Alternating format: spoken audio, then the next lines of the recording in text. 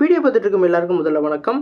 இந்த வீடியோ நம்ம டிஸ்கஸ் பண்ண போகிறோம்னு பார்த்தீங்கன்னா, நம்ம தாவேக்கா வந்து அவங்க கவர்மெண்ட் ஃபார்ம் பண்ணுறதுக்கு நம்ம காங்கிரஸ் தரப்புலேருந்து அவங்களோட 5 தொகுதியும் வந்து ஆதரவு வந்து தெரிவிக்கிறதா இப்போ வந்து அப்டேட் கொடுத்துருக்காங்க.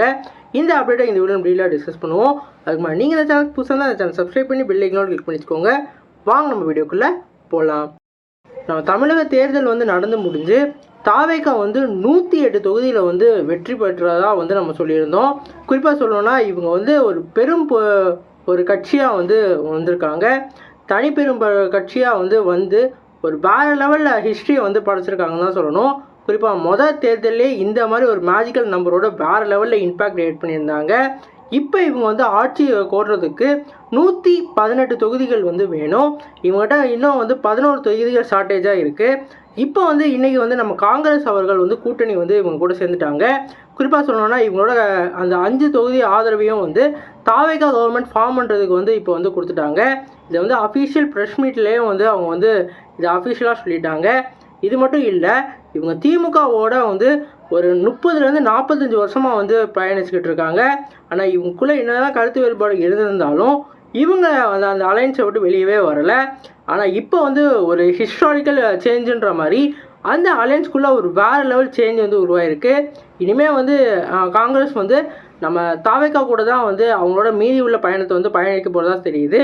ஏற்கனவே வந்து இந்த தேர்தலில் வந்து நம்ம ராகுல் காந்தி வந்து நம்ம தாவேக்கா கூட தான் வந்து கூட்டணி வைக்கிறதுக்கு வந்து ரொம்ப விரும்பிக்கிட்டு இருந்தார்.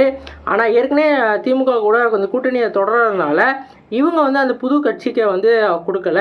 ஆனால் இப்போ வந்து அவர் பெரும் ஒரு கட்சியாக வந்து வளர்ந்துட்டார். குறிப்பாக வந்து அவருக்குன்னு ஒரு இடத்த வந்து பிடிச்சிட்டாரு.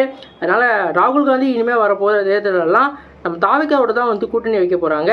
அது வந்து இப்போ இன்றைக்கி கன்ஃபார்ம் ஆயிடுச்சு. இப்போ வந்து அந்த மேஜிக்கல் நம்பருக்கு வருவோம்.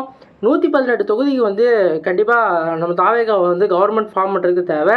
இப்போ வந்து அவங்க 5 தொகுதிக்கு கொடுத்துருந்தனால 113 தொகுதிகள் வந்து வந்திருக்கு. அதில் ஒரு தொகுதியை வந்து எடுத்துருங்க. மிச்சம் வந்து 112 தொகுதிகள் இப்போ இருக்குது.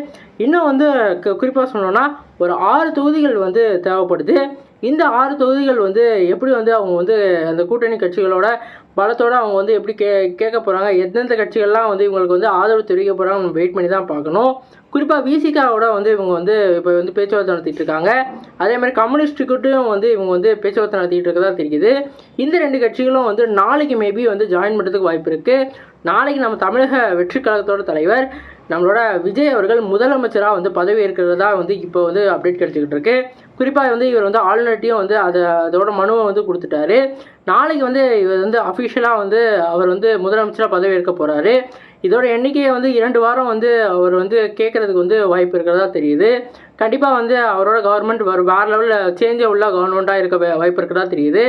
நாளைக்கு மாலை வந்து முதல் கையெழுத்தாக பெண்களுக்கு வந்து அந்த இலவச பேருந்து பயணத்தை வந்து தொடக்க வைக்கிறதா சொல்லியிருக்காங்க.